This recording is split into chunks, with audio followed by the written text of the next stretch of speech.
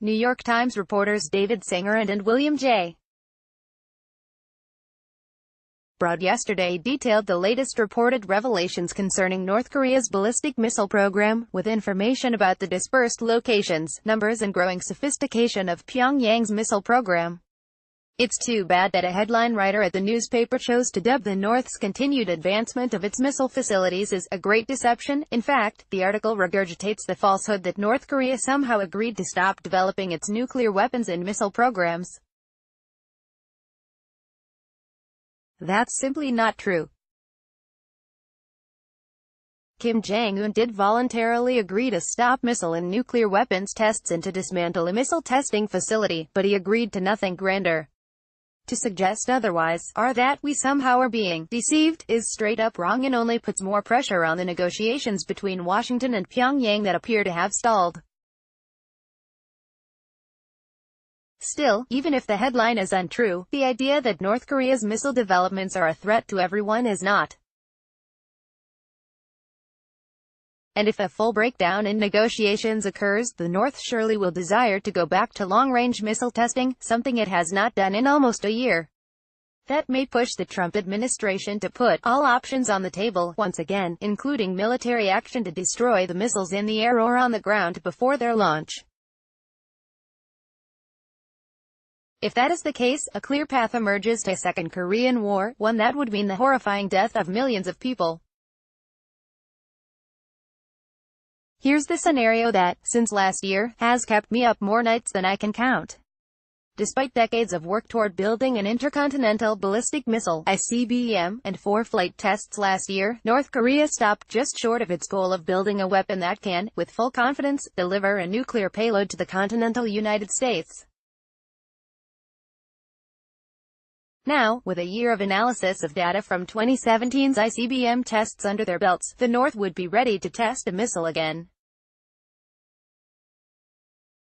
This time, there could be 2 important changes. First, the missile would not be sent just straight into the air, in a lofted trajectory, but instead would be fired at range nearly 11,000 kilometers into the South Pacific, to show off its full capabilities. Second, and more importantly, the missile could be loaded with an unarmed re-entry vehicle that would pierce the atmosphere to prove to the world that North Korea indeed can land an atomic payload onto a target. This would present the biggest of problems for the Trump administration. U.S. intelligence most likely would know of the launch at least several hours, or even several days, in advance. While there would be voices in the White House who would advise showing restraint and allowing the test to proceed, others such as National Security Advisor John Bolton probably would push for a tough response to stop such a test. Bolton, who is on record advocating for an attack on the North, may even push for a preemptive attack on the launch site to show that Washington will not allow the Kim regime to develop such capability. At this point, President Donald John Trump to oust Nielsen as early as this week. Report: California wildfire becomes deadliest in state's history. Cinema's Senate win cheered by LGBTQ groups. More would be presented with what can be described only as 2 very bad options. If he allowed the test to proceed, and it was a success, his critics would attack him for allowing the North to gain the ability to strike America with a nuclear weapon. If instead he decided to strike, there would be no way to accurately gauge what North Korea would do next. That's where things could go very wrong, very fast. If Trump would elect to destroy a missile on the ground, Kim's response would be critical.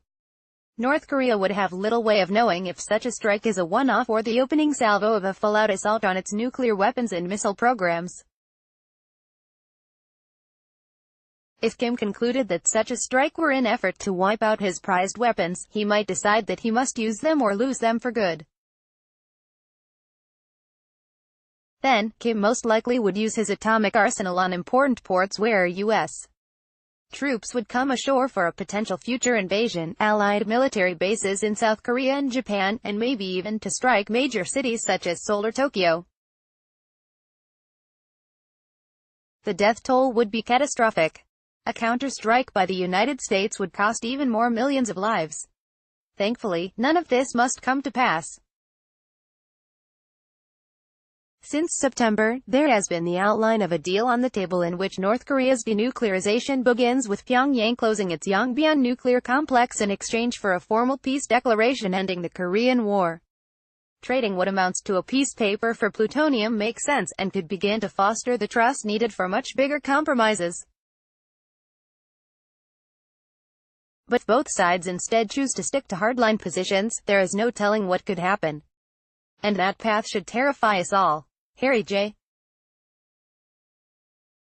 Kazianis is Director of Defense Studies at the Center for the National Interest and Executive Editor of its in-house publishing arm, The National Interest. Follow him on Twitter at Grecian Formula.